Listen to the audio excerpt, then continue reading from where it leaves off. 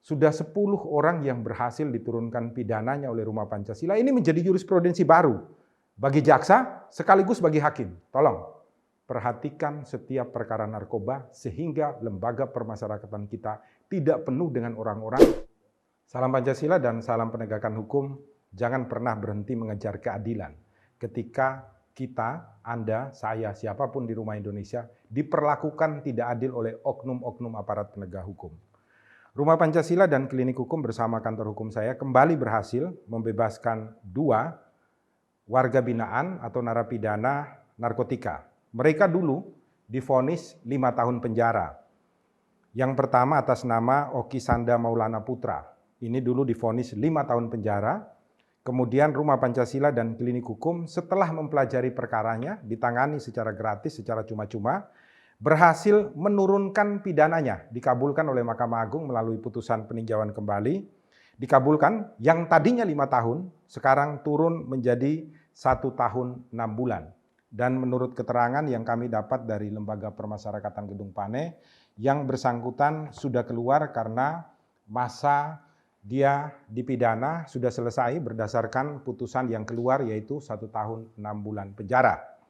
Yang kedua atas nama Hermawan Febrianto, ini dulunya juga divonis 5 tahun penjara dan setelah Rumah Pancasila melakukan peninjauan kembali setelah memeriksa seluruh alat bukti, dikabulkan oleh Mahkamah Agung RI dan turun menjadi 2 tahun 1 bulan penjara. Jadi kedua-duanya dikabulkan oleh Mahkamah Agung dan ini dilakukan secara gratis atau cuma-cuma.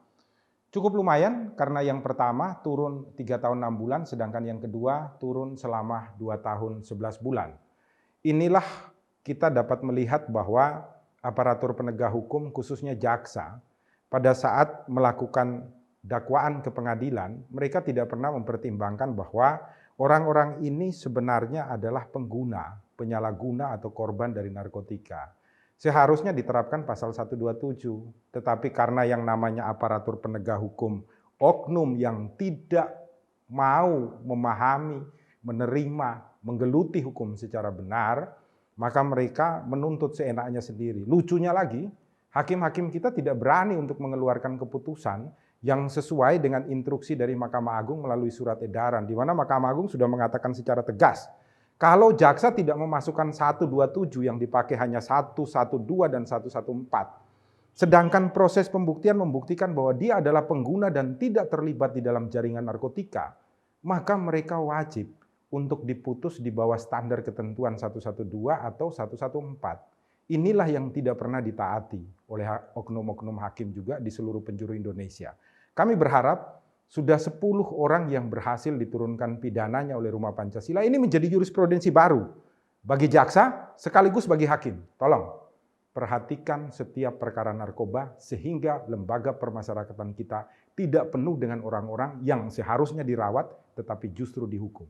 Kita sebenarnya sedang membuka sekolah kejahatan baru di setiap lembaga permasyarakatan ketika yang kita masukkan adalah orang sakit yang seharusnya dirawat tetapi justru ditahan. Sakitnya mereka akan membuat mereka menjadi penjahat yang lebih sadis bagi kita. Kewajiban kita semua untuk memberikan keadilan kepada masyarakat sehingga setiap masyarakat mempunyai ruang, mempunyai tempat, mempunyai waktu untuk ikut membangun Indonesia menjadi sejahtera dan baik serta nyaman dan tentram. Salam Pancasila dan salam penegakan hukum.